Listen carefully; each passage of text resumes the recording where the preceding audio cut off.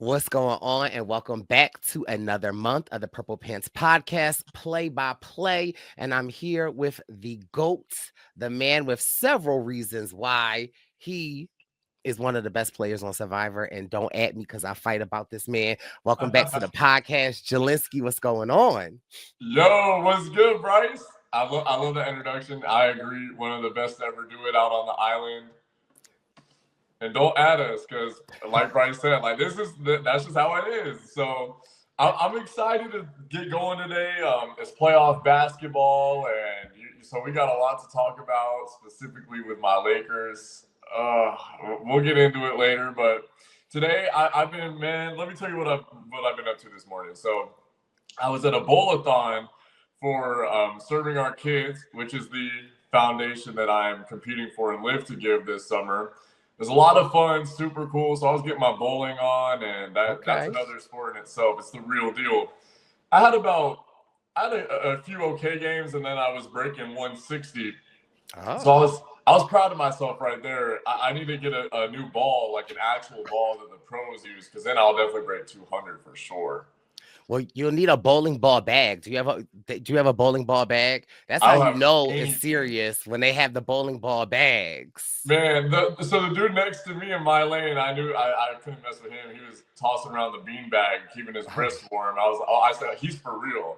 Like, because it's been a minute since I've gone bowling, and the first throw I did, I was like, damn, this no joke. You didn't warm up before you went. You just went raw dog first. Oh my God, Jelinsky. Straight in. I know. I'm still thinking that I'm 17 or something. It's not good. You're 19, 2 years difference. But that sounds like a great organization. And I know, the BWP Tour 48 is continuing on. We've got 4 stops left. We are headed to Philadelphia this week. After that, we'll be in DC. After that, we'll be in Boston. After that, the grand finale will be in New York City. But I was scrolling through the Instagram, Jelinsky, and I saw something pop up on my timeline. Las Vegas, get ready, because Jelinsky is coming to town May several. Tell us about this, Jelinsky. That's right. May 7th. If you're in Vegas, you got to pop out. There's never any watch parties here, and I know there's some Survivor fans that are local. I'm excited. All the proceeds are going to go to Serving Our Kids, what I'm not paying for the venue fee, obviously. But Serving Our Kids is who I'm competing for and Live to Give this summer. They're a great organization. I'm sure you've heard of 3 Square before. Basically, they're like them, but what they focus on is packing meal bags for students on the weekends. Because during the week, they have food that the schools provide them. 3 Square, they're really good about that. But then when they go home, they might struggle for the weekend. So this is an organization that me and my girl have been volunteering with for a minute now. And they're growing fast, and it's really, really cool to see. And in fact, like when I was first starting to do the Live to Give thing, I was like, I didn't even know what charity to compete for, because, that's what they say, like charity. And then my girl was like, why don't you do Serving Our Kids? Because it's local. And I didn't even put 2 and 2 together, because they call themselves an organization. So I'm like, oh shit, yeah, I'll definitely do that. So May 7th, if y'all are in town, I need y'all to pop out, because it's going to be so much fun. I wish Brice and Wendell will come, but obviously next season, maybe we'll work on that. I've got some other alumni popping out, though, that you're going to want to meet. It's going to be a real, real good time. Yeah.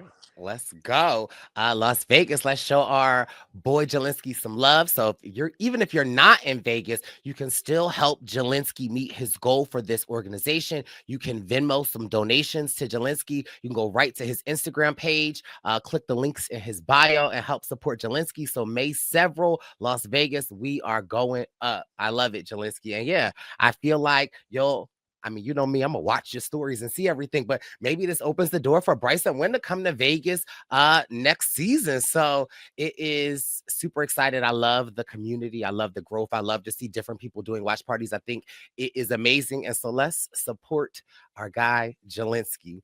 Jelinsky, we got a lot to get into. I feel like I've created a monster on play by play. I feel like I talk about my pillow companion, and He is I always love it. giving me advice on what to talk about. And he gave me some topics today. And we were hanging out last night. And I thought, we were going to have a little fun little night. He was just talking my ear off about all of these topics and what I need to say to Jelinsky. And he knows what Jelinsky's going to say. I'm like, how do you know what Jelinsky's going to say? He's like, I listen, so I know. So we didn't really get to hang out last night. It was really just talking sports. So I just actually got back from seeing the movie Sinners, which was really, really good. I didn't know what to expect from it, but it's a black movie, but I don't even like to say a black movie because I feel like that limits it. But it is mostly an all black cast, and it's an original film, and it's just really interesting because it is based off of, hold on, because I got some statistics. It's based off of a real musician from the 1930s named Robert Leroy Johnson, who claims he sold his soul to the devil for his ability to play great music. And it's kind of like a vampire movie, but it's original in the sense of, like, I feel like when we go to the movies, we see movies, it's always a remake or always a playoff or something. This was so interesting. So have you seen Sinners yet? No, I haven't, and I'm so excited because I didn't even hear about it until one of my coworkers had mentioned it a couple months ago when the trailer had just came, like the official trailer came out or something, and I was hyped because I feel like we haven't had any good movies in a long time. So I'm really excited to just hop back in the theater and see something good. Yeah. So definitely, if you haven't watched it, you definitely should get into it. And I mean, this is not the best segue, but speaking of Sinners, Oh we are definitely talking Shannon Sharpe on Play by Play this week. He is a pro football Hall of Famer, a media personality. And he has to step away from ESPN amid this sexual assault allegation and battery civil lawsuit for $50 million.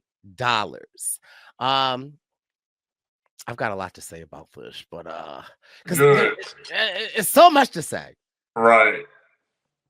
But you got to start us off with this one because my knowledge to it might not be as extensive as yours. Let me hear what you got to say. So, I mean, well, here's the thing. It's what do they say? A tale old time, a tale of old times, or it is the same tale that has happened over and over and over again. So it's really not anything new. However, Shannon Sharpe allegedly was messing with this 19-year-old OnlyFans model. They were hanging out, and I guess allegedly, and again, because it's so much, because she's alleging sexual assault that happened on 2 occasions, one in October of 2024 and one in January of 2025. So again, we are always going to stand with victims, right? Like, we're always going to believe what they say. However, there are some times when a shakedown is happening, right? And I absolutely believe that Shannon Sharpe is being shook down by this woman. She's saying that, like, he choked her and physically abused her and, like, arred her. Now, some other stuff has come out, like she released these audio tapes, and I listened to all of the audio tapes. Then Shannon Sharpe has fired back with some alleged text messages that kind of speak to their relationship of, like, how they would talk and communicate. But she has some recordings, and so it's just all a bad look. And so now she has this lawyer, Busby, the same lawyer that was going after Jay-Z, who Jay-Z got the case thrown out, and who this lawyer Busby is known to go after. First of all, he's known to go after black, like, pro ball players, music players, and essentially, like, his model is that he'll have damning information. He'll approach you with it like, hey, I have this client who was saying this, we have this, and this, and then this. If you don't want us to release this, because Busby tends to play in the court of public opinion and not really in the court of law. And so Busby essentially will be like, hey, Jelinsky, I got these footages of you when you was 19 doing some nasty things to some Pokemon, and I don't know what you was doing with Pikachu, but if you don't want me to release this, pay me. And so apparently Shannon offered 10 million. She declined it, and now they have this lawsuit for $50 million, which is just crazy. You listen to the audio, Shannon is saying that, oh, I'm going to choke you in person. And so that all sounds crazy. And so just one, she's alleging that she was assaulted. I, I don't know if that's true, but my only thing is that why aren't you going after him criminally? Like, if you were assaulted, I want my, like, you could do two things. You could go after him civilly, and you can go after him like in the justice system. If somebody assaults me, I'm going, like, I want you in jail, right? And so, Right. like, that's weird that, like, you're not going that avenue, you're going this other avenue. And the only other thing that I will say is that I've listened to the messages. I've heard I hear how Shannon's talking to her, but also there is a realm where, some people get into, I won't say pillow companion has gripped me up a couple of times in the heat of passion, but I like it. So that's all I'm going to say is that, like, the audio messages don't really do it for me, because it just feels like a setup, and it just Right. sucks because Shannon Sharpe. And again, I want to be real delicate with this subject, but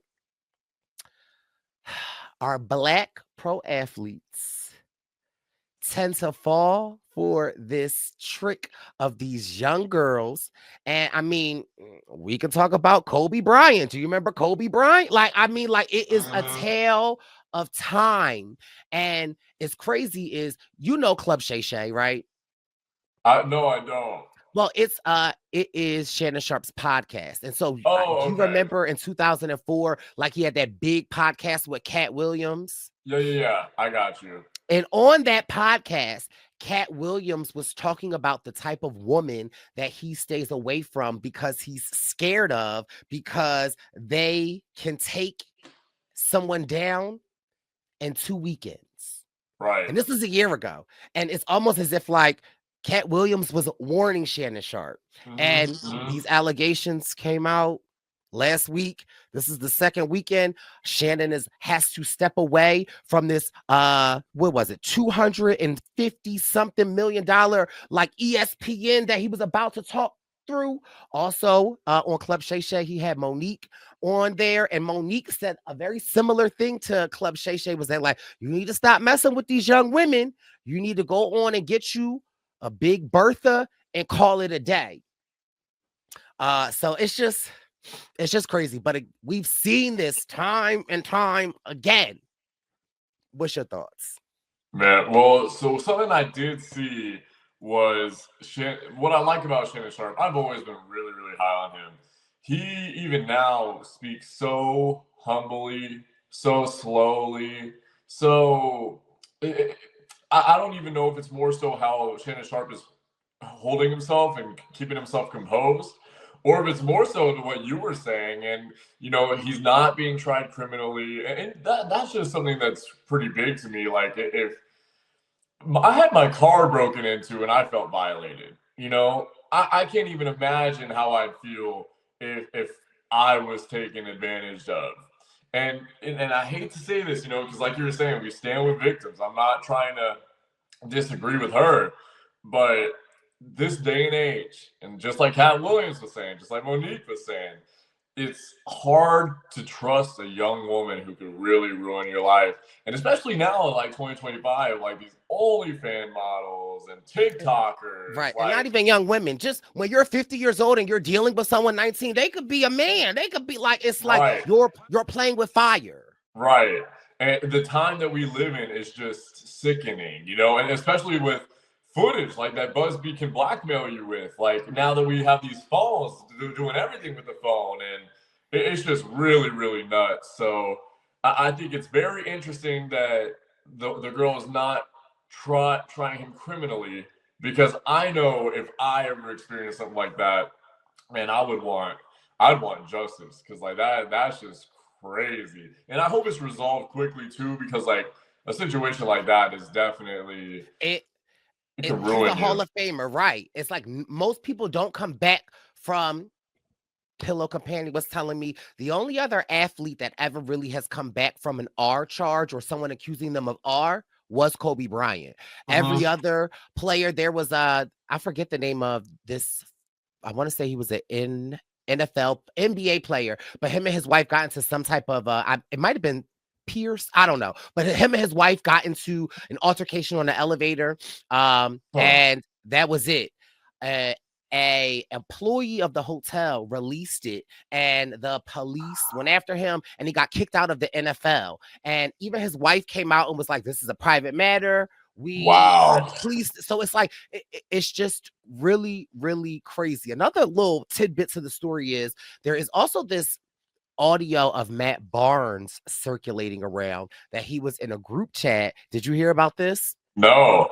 So he was in a group chat 2 weeks prior to this whole allegation against Shannon Sharpe coming out. And Matt Barnes is saying in this group chat essentially that Shaq is looking for information on Shannon Sharpe. They have this long time feud. Shaq doesn't like Shannon Sharpe, and Shaq is willing to pay big dollars for anyone that has anything on Shaq. And they're like, Shaq wants to keep this low Wow. and keep his name out of it. But obviously now this is circulating around, and I haven't really seen much of it other than just that audio. But that was just kind of crazy to hear Matt Barnes essentially saying like Shaq is looking for information. If anybody got some, he's willing to pay top dollar. Right.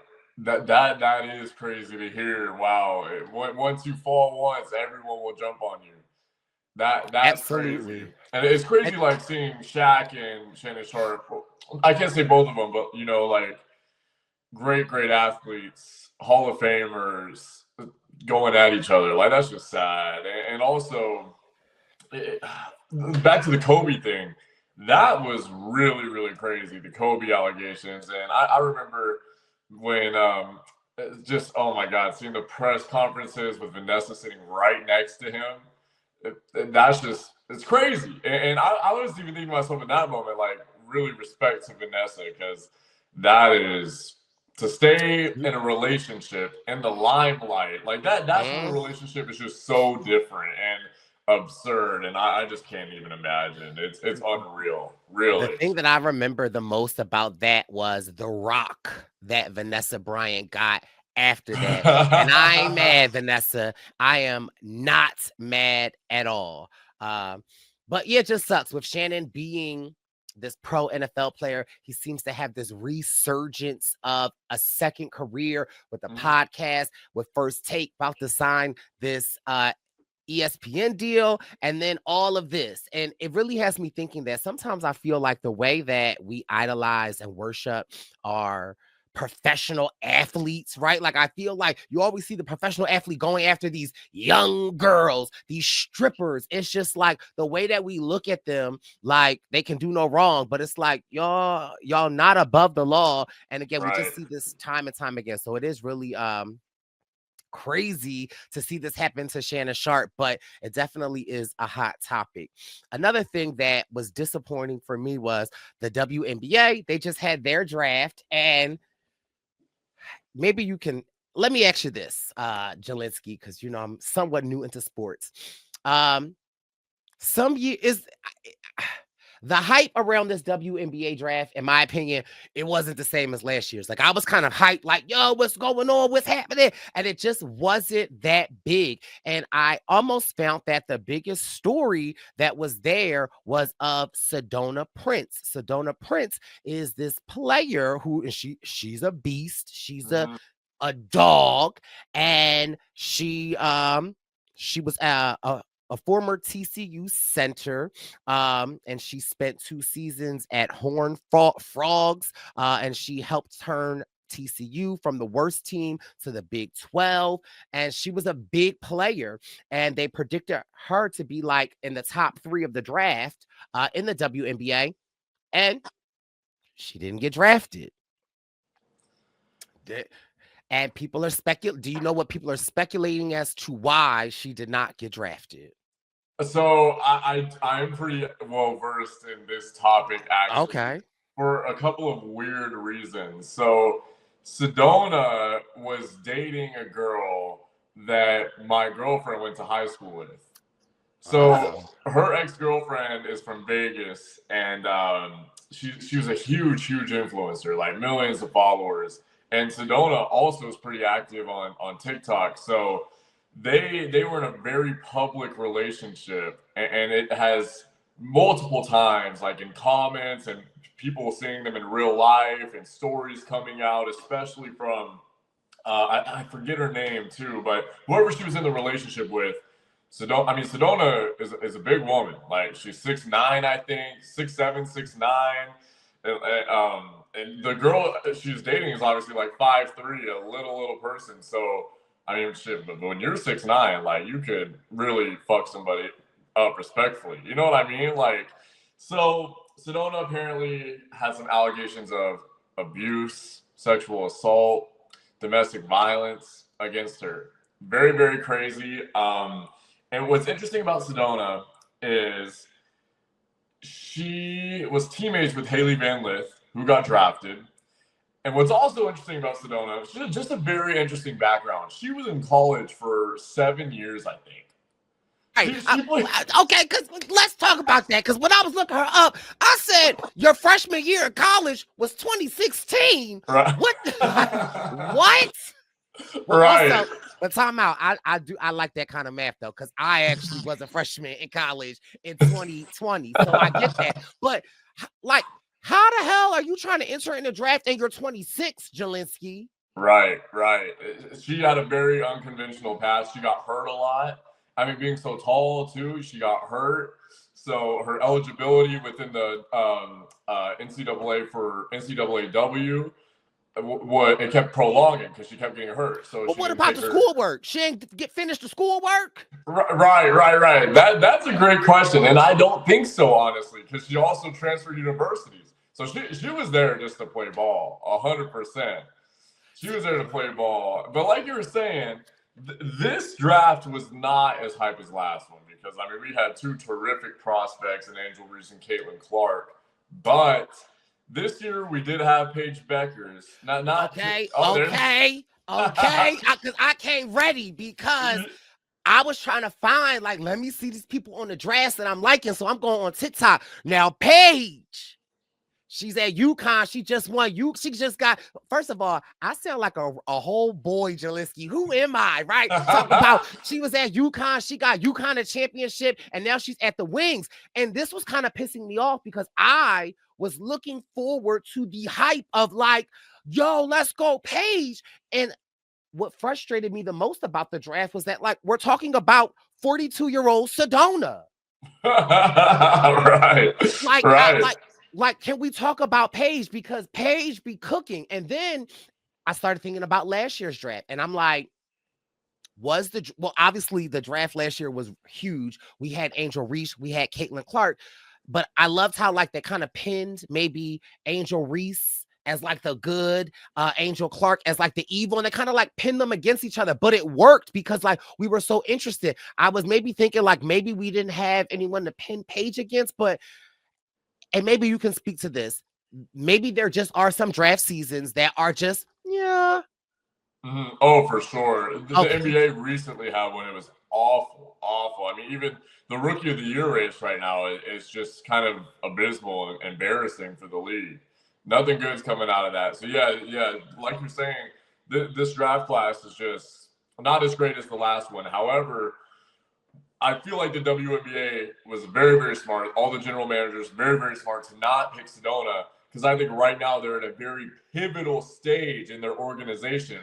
And Sedona is the type of person, not even the type of player, the type of person that they don't want in their league because, you know, with all those allegations and stories and everything that she has gone through, that's somebody that they don't want in their league. And I think that was a great decision to not draft. Because if we're talking about talent and size, she should have been drafted. Like she's miles ahead of 6 years ago.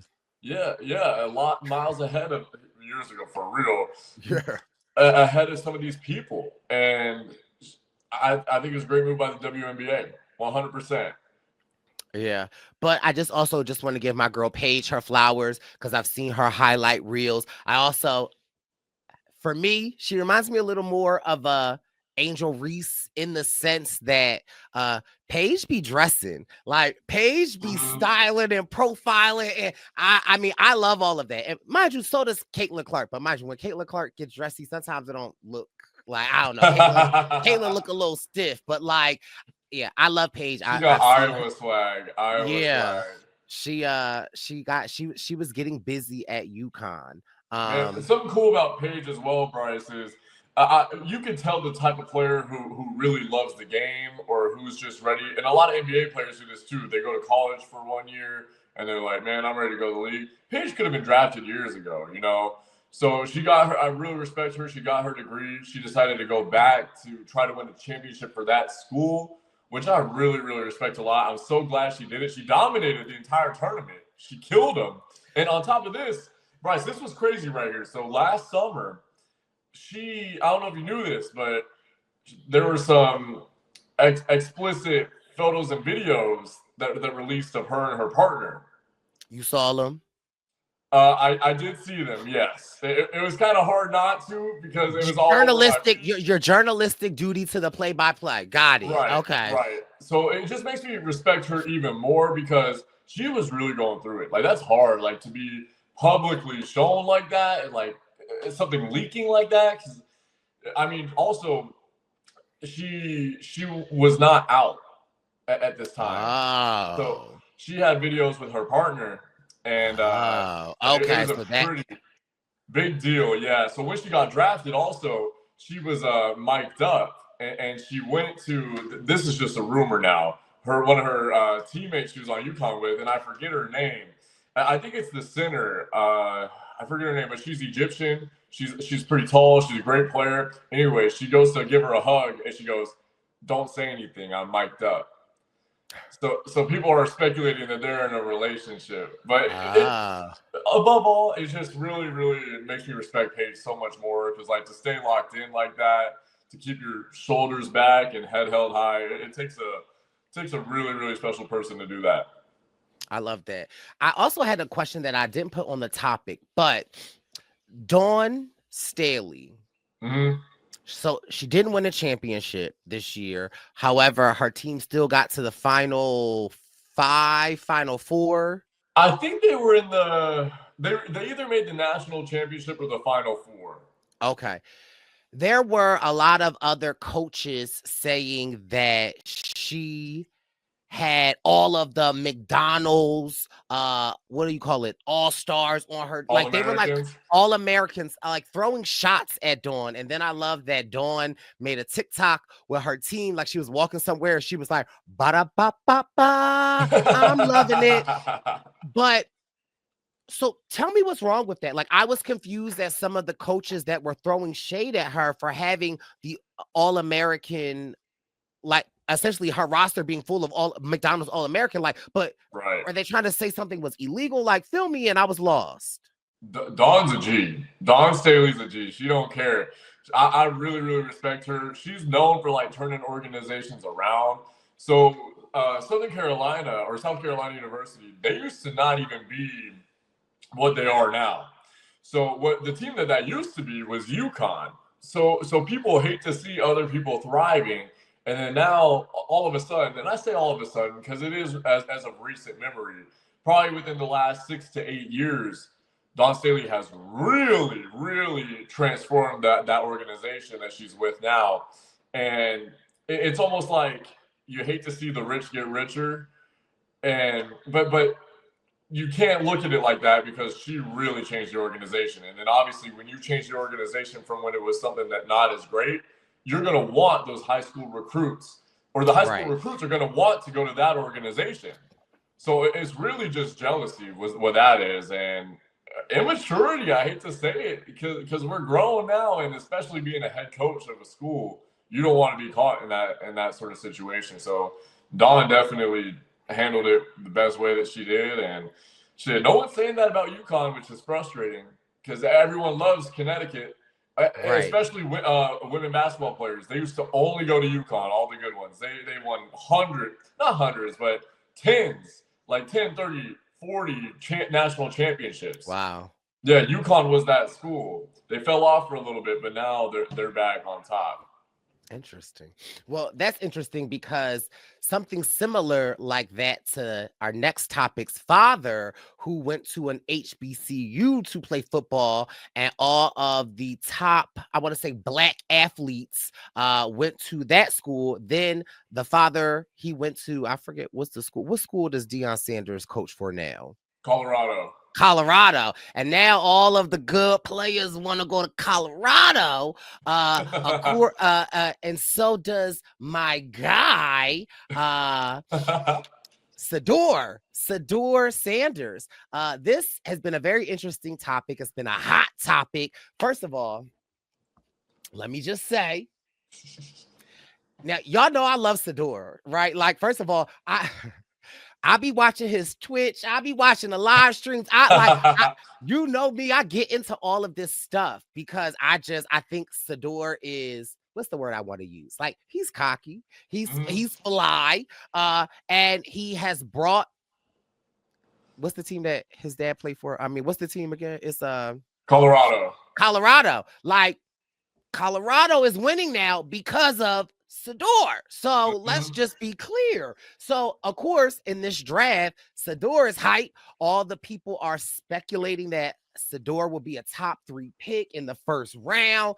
Shedeur doesn't go to the draft room. And we also need to talk about that draft room, Jelinsky.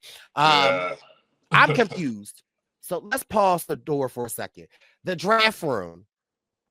During the draft, where the hell is it at? Because where the players be chilling, and when they get drafted, why do they have to run for 32 minutes from that draft room to the stage? During the draft, I was like, why is he still running? I feel like in the NBA, the draft, it'd be like they be all right there. Why? Yep. Is the draft room so effing far? I'm so confused. That's actually a great question. Now, I've definitely wondered that in the past. I don't know the answer.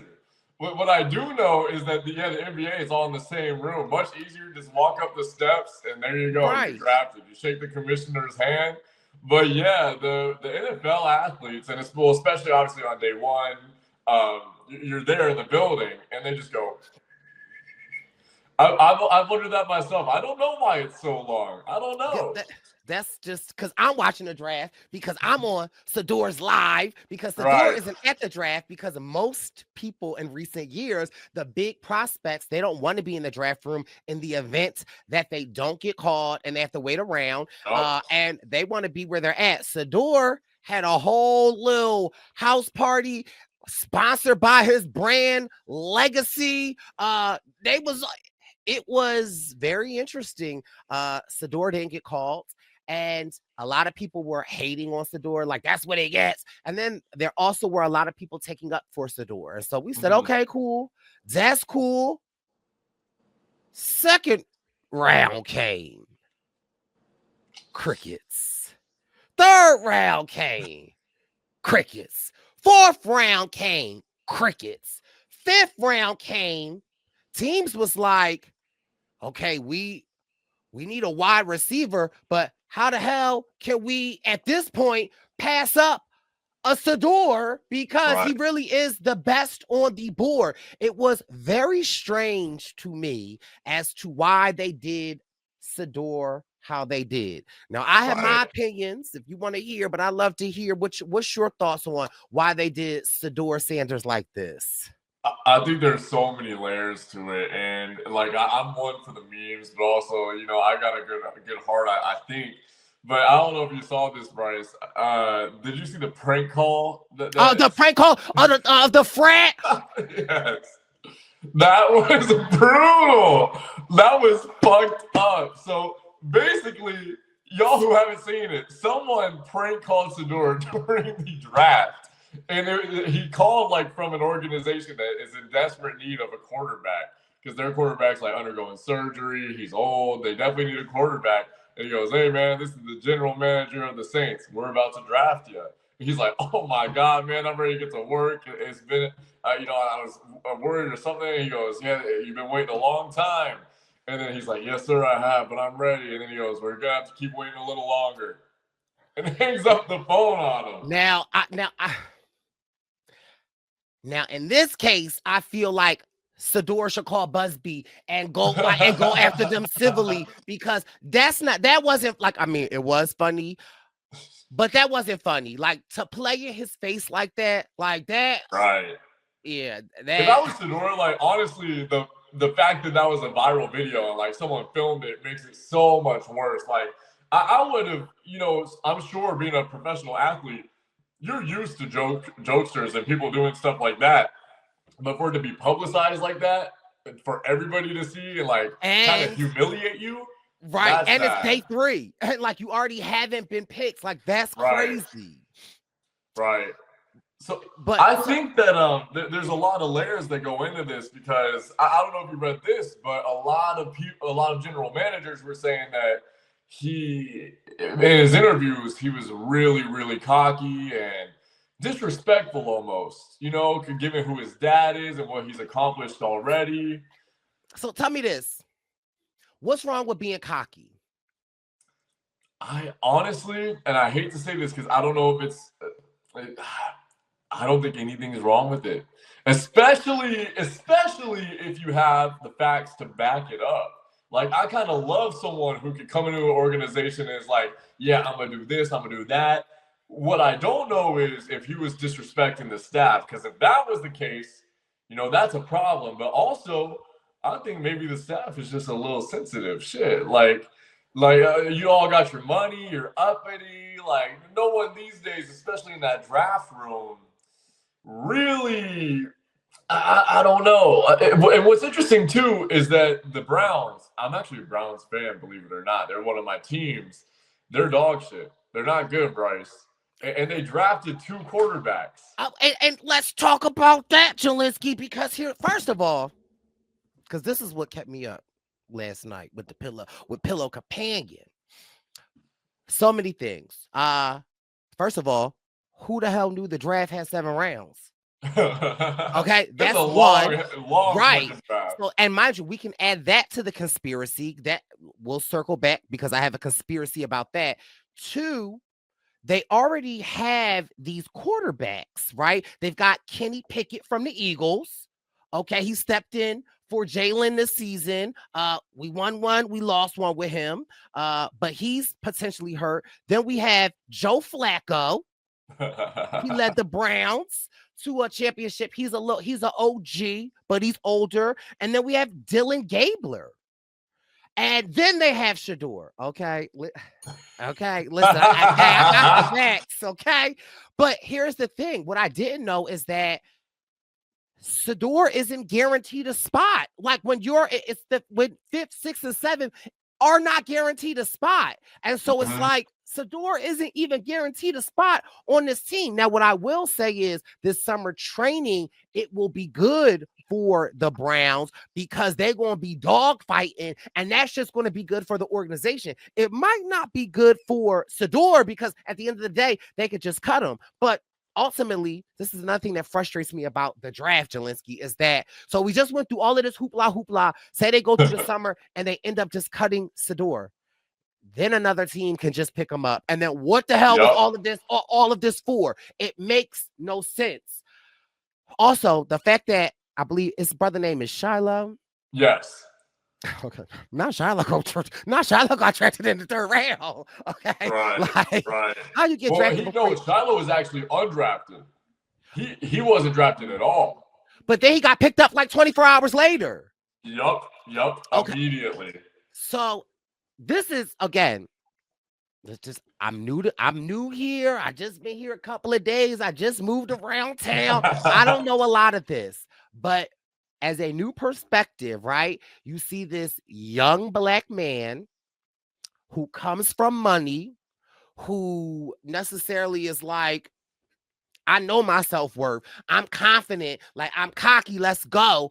And I really feel like that rubbed the NFL the wrong way. And I don't care what no one says. It really gives, because if we're based off of talent and stats, it really gives. The NFL commissioners had a meeting with the GMs and said, hey, we want to make an example out of him, because we don't want the NFL is all about the future, right? Like they're all about they're not about right now. They're about the future. And so like I feel like the NFL was like, we don't need the new crop of young players coming up here acting like how they're acting. So we need to make a statement with him. And so I really feel like the NFL was like, I don't want anyone to pick him the first 3 rounds.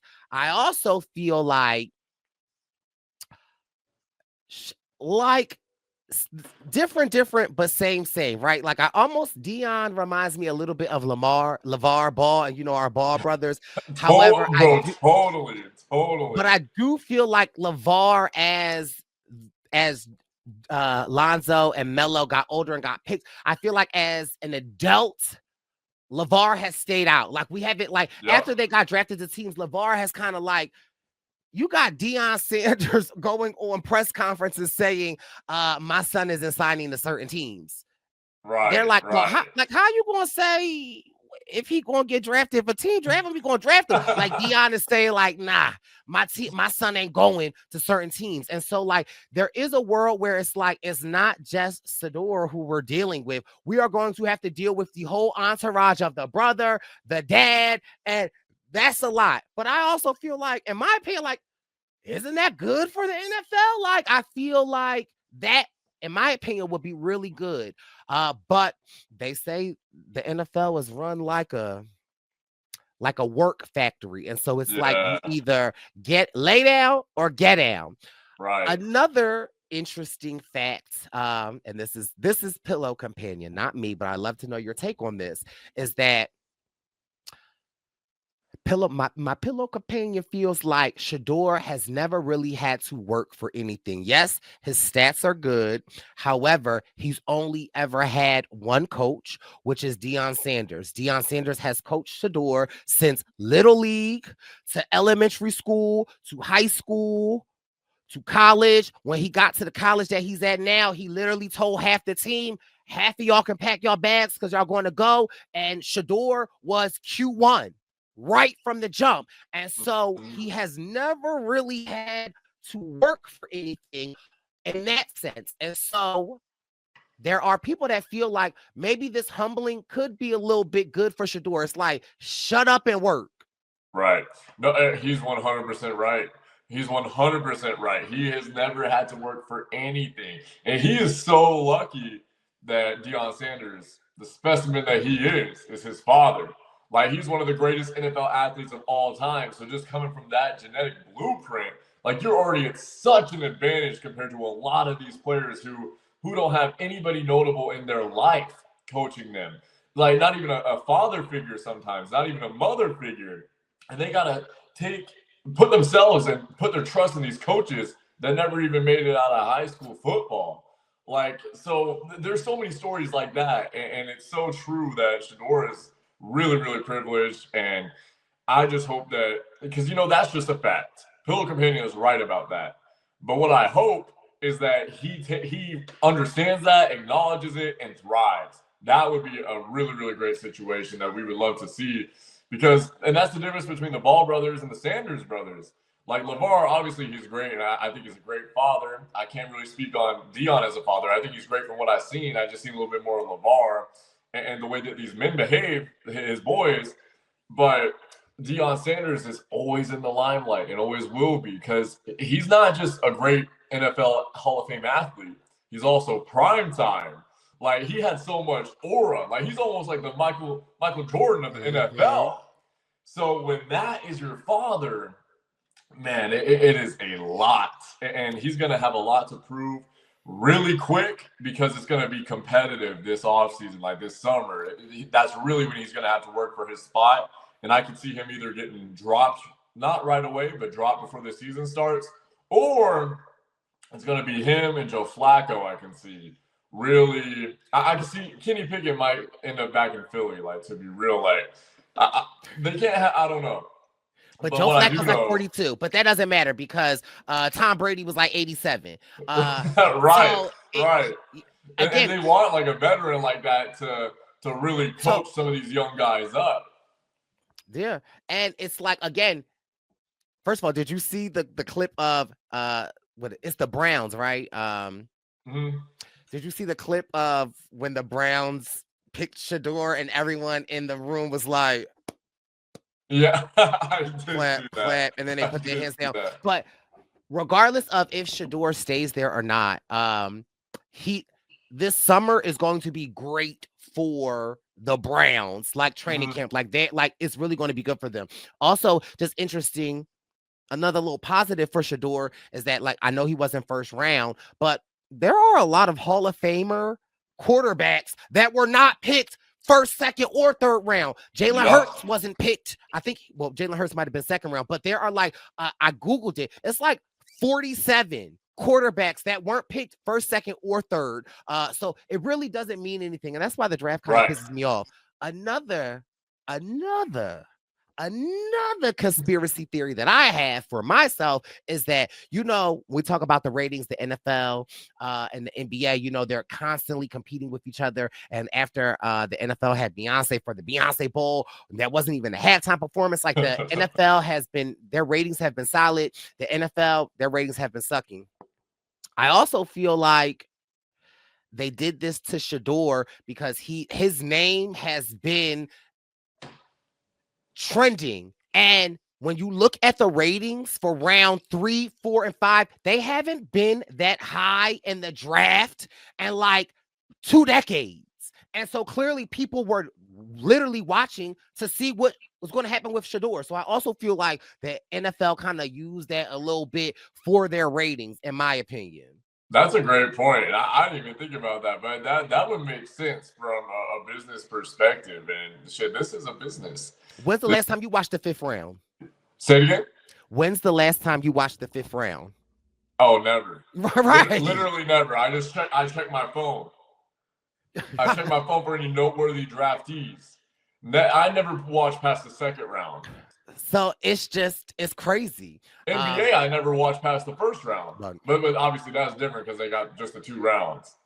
Well, I watched the 1st and the 2nd round because I like to see the men's that's coming up and if I have any favorites. But I mean, needless to say, Shedeur is one to watch, and we'll have to see what is going on with him. But let's get into some NBA playoffs. Yup. There's some injuries happening. Jason Tatum in this series is going to sit the rest of the series out because he is hurt. But I have a question for you, Jelinsky. Now, mind you, Jason Tatum, clearly he's one of the franchise players. He's great. He's killing it. But the Celtics looking like they played better without him. Right. And okay. I don't know if Jason Tatum's out for the whole series. I think he might already be back. So, but I thought I read, and Pillow said that he was out for the rest of this series, that he will like play again in the next series, but they still have like 2 more games in this current series, right? Yeah, they do. And I think he might. So it's weird because they were up 2-0 on the Magic, and the Magic are a very young team. I don't think there's any way that they can beat these Celtics. Now, I mean, because the Celtics are the defending champions. If Jason Tatum sat out, which he did sit out the 1 game, I think he's back. I could be wrong, but like you're saying, the Celtics are one of those teams that are so good, they don't need him for real. Like and I'm the biggest Jason Tatum hater. I hate his ass. Like, he's so corny. Like, I want to see people succeed. But bro, I can't with him. I love LMA. So listen, I like Jason Tatum. So we not too much on Jason Tatum. I'll give him some respect because the U.S. Olympic team, Steve Kerr ended up being the coach of that team, and the Warriors and Celtics were in the finals a couple of years ago, and the Warriors ended up winning it.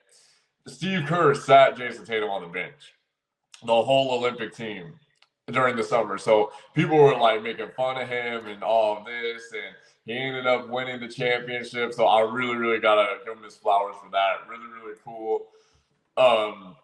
Because that's hard, especially representing your country and not even getting in the game. Like, there are people he was way better than. But also, some people say that's a win-win because, like we said, Embiid was playing this summer and then get back in the NBA and he's hurt. So it's like, I ain't mad. still get that title and then come back and then win a title in the NBA. So Right. I'm just Right. saying. So it is big that Jason Tatum sat out for the first time ever. This is the first time he ever sat out in any playoff series. He's played every single playoff game Wow. up until this point. So that I didn't even realize. And that made me respect him a lot. Not even a lot more, but that's hard to say that you played every single game for your franchise. That's really, really cool. But this Celtics team does not need him. Their center, Kristaps Porzingis, just went down with like a gruesome head injury, and he had like this huge like X bandage on his forehead. Like it looked like he got shot, but he's still playing. These Celtics are hard to stop. They're like the Monstars.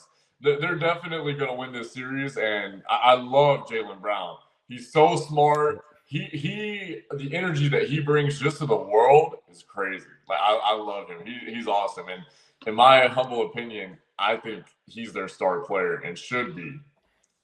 So I also feel like the Celtics are so good though that any of their star players can be out and they're a beast. They're a well-oiled machine.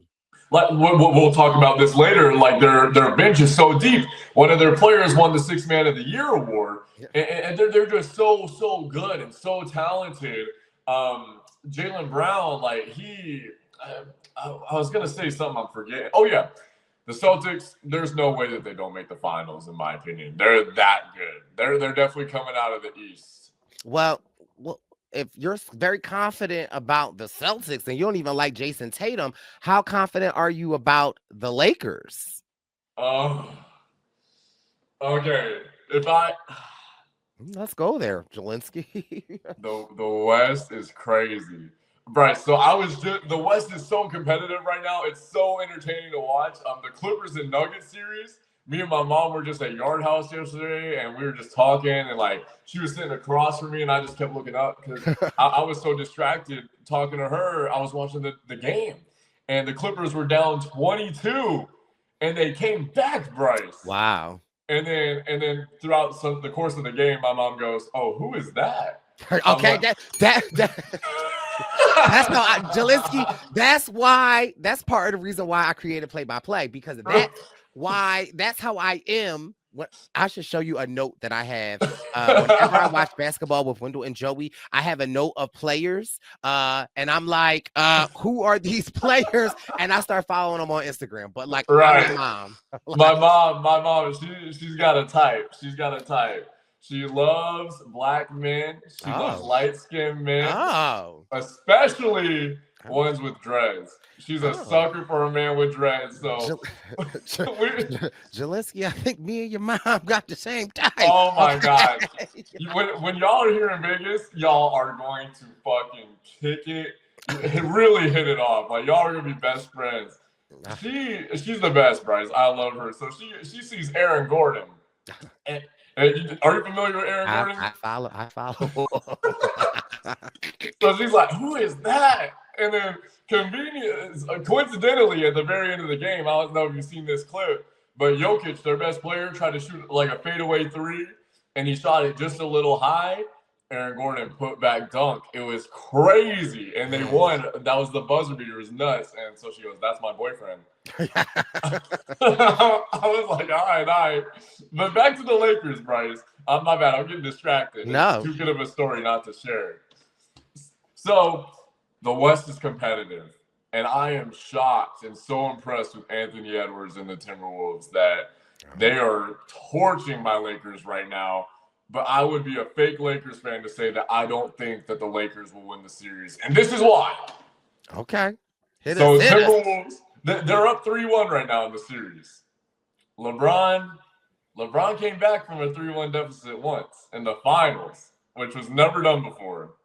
Now he's got the second best player in the league, Luka Doncic. They're going to be at home next game. Then it's 3-2.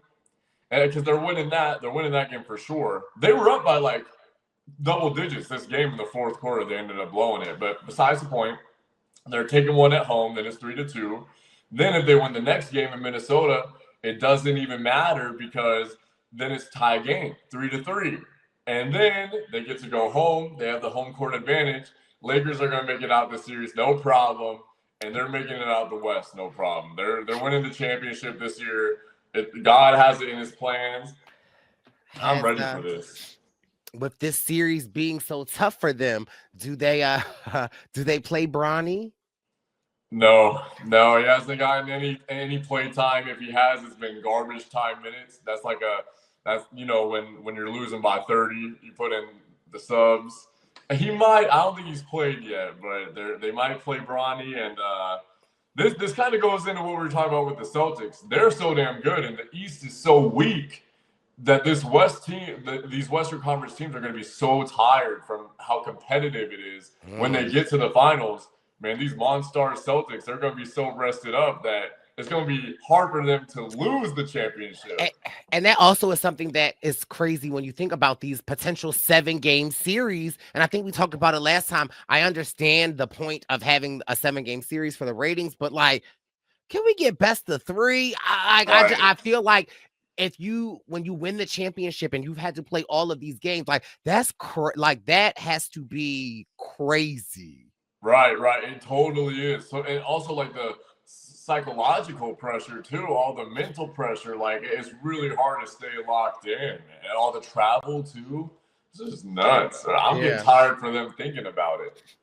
I mean, I'm gonna still watch, I'm gonna still enjoy, but it's definitely a lot. And that's why I'm always so happy to have Jelinsky, you pop up and we do a play-by-play. I think that we will have a lot to talk about next month. But thank you again so much for coming on and, talking some things play-by-play. I know Pillow Companion will be very happy with some of the topics that we had, but I just also want to remind everyone that May 7th, Jelinsky, Las Vegas, May several. Jelinsky is there. You can get your tickets at the link in Jelinsky's Instagram bio. Any last words before we go, Jelinsky? Man, I love doing these, Brice. I'm so appreciative of you gassing my stuff up. And like, I really, really appreciate that more than you know. I'm just happy. Like, life is good. I'm going to have to tell you some stuff off screen because I can't share with the public yet. But just know life is good. Like, I'm just so happy to be alive. I'm blessed. I've got great friends. And I really appreciate you, Brice. You're the GOAT. Jelinsky, you're the GOAT. I appreciate you. And yeah, so this has been your Purple Pants Podcast play-by-play for the month of April. Jelinsky and I will be back next month. Thanks for listening. It's the Purple Pants Podcast. You better listen in public, might make your stomach hurt. Ooh. It's the Purple Pants Podcast. You're trying to unwind, you better get that box wine. It's the Purple Pants Podcast. You're trying to get your snack, you better hurry right back though. It's the Purple Pants. It's the Purple Pants.